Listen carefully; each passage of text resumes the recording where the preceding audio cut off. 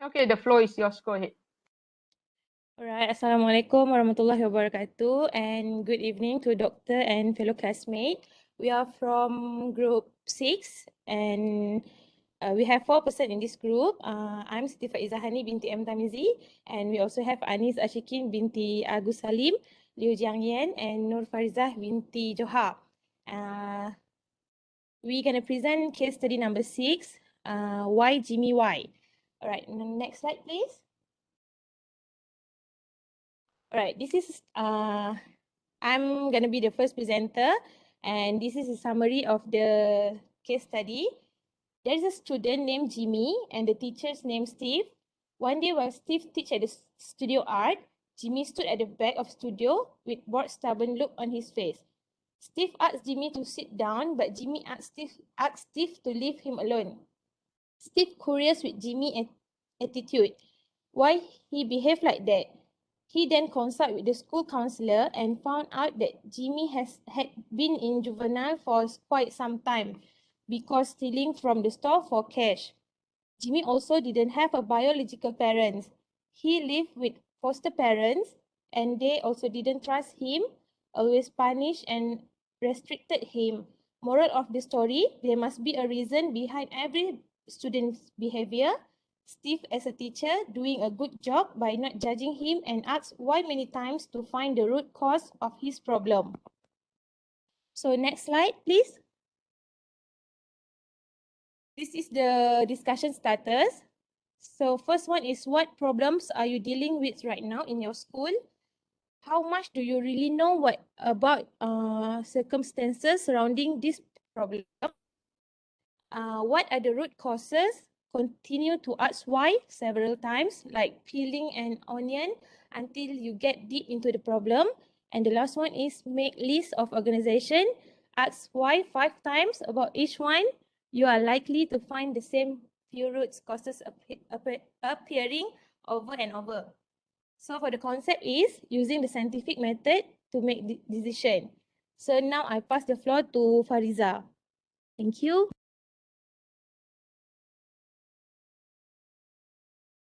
Okay, so first of all, thank you, Shukri. I will present about what our group thinks that. So the first question is, why Jimmy ignored the instruction to sit down and saying you are telling me what to do already. So our group thinks that it is because of the class management system for the first issue.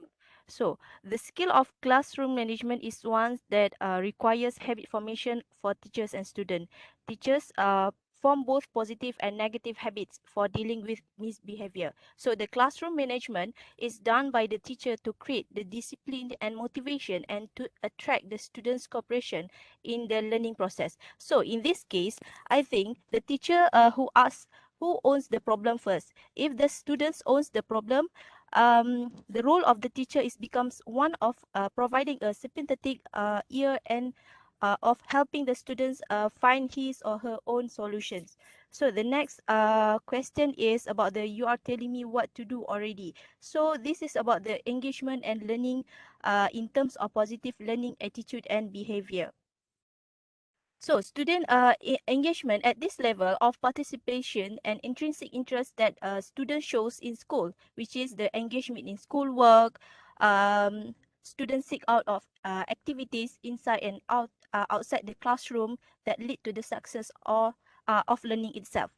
So next is why he is willing to steal things and selling in form of cash fee. So it is about the guidance and counseling service from the school itself, which is the total development of a child can only take place in an environment conducive for teaching and learning, which is a realization of the above that all educational services which can promote teaching and learning in schools are given prominent attention by educational planners. And parental financial support and parental involvement, which is parents' contribution to their child's education, has a consistent and positive effect on their academic and achievement on self-concept, which is parents must give support and motivate their children to join activities related to academic or what terms of it. So next is mission and vision, which is to provide quality learning experiences to customer, which is the student itself, by not restricted their experience in the classroom. And second is to create and maintain a learning environment conducive to promote a student classroom engagement, as we stated before, and decrease disrupted classroom behavior.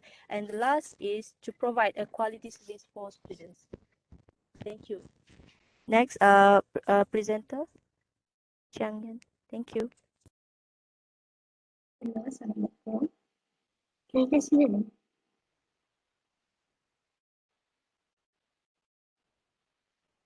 So, hello? Can you guys hear me? Hello? Yes, Anis. Okay. Alright. So, hello, my name is Anis. So, I will be presenting our proposal, so what our group will propose. So, and as you guys can see, this is the approach that is named as school-wide positive behavior support. So, okay. School-wide positive behavior support is a strategy to improving social and academic behavior of all students. So since its name is school-wide, so it's focusing on the whole school and not just certain student, classroom of teacher. So and it focus on building and teaching reinforcement system of positive behavior. According to Scott and Barrett, 2004, there's a report that decreased number of discipline referral to the office and suspension during 2 years of positive behavior support intervention. So this uh, this framework has been used in the US since 90s, late 90s. This framework is to prevent this prevention-based approach and contradict to other model, which is wait to fail. And this prevention-oriented process that helps student personnel, school personnel organizing evidence-based behavior intervention. So as you can see on the left side of the slide is a three-tiered level of support that student will receive throughout this program. So this tier can be support to be fully effective. Data are collected and used to screen, monitor, and assess student progress in the program.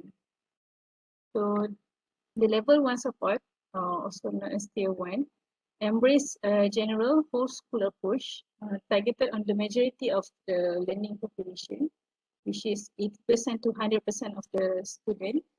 So at level 2, targeted on support of specialized group is aimed at 12 to 15% of the student. So most likely for the student with the high risk, at-risk behavior. This level support focus on improving specific skill deficit student have. And school often provides support group for the student with similar targeted need. For example, they have a similar lack of time management skill, for example.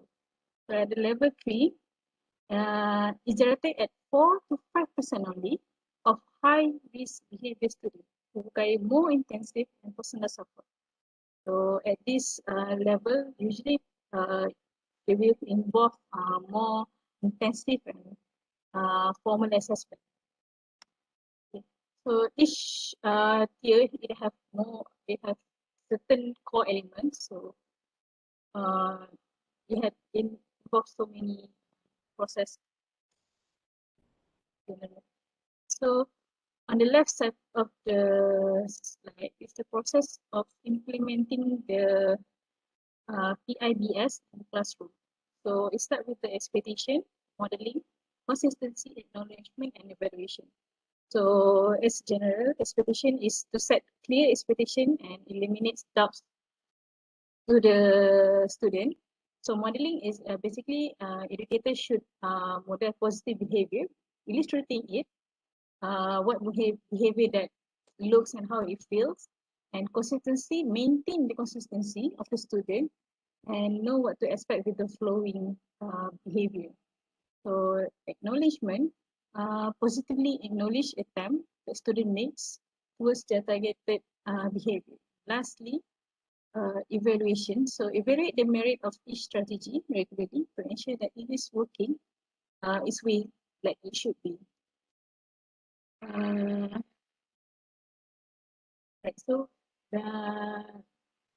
basically the teacher will direct the student to sequence. So the expectation student might present with challenging behavior because they expect classroom behavior not to be explicitly stated or taught. They then can be confused about what is expected of them. So modeling behavior specific phrase work in two ways. Firstly, acknowledge and enforcement positive behavior. Consistency, teacher can direct student to this expectation frequently. Consistency, apply them. Acknowledge. Firstly, acknowledge and enforcement the positive behavior. Secondly, it contribute to a positive classroom. Evaluation. Sometimes it takes a student longer to learn more acceptable behavior, but the teacher can notice marginal shift in the right direction. So that's all for me. On to the next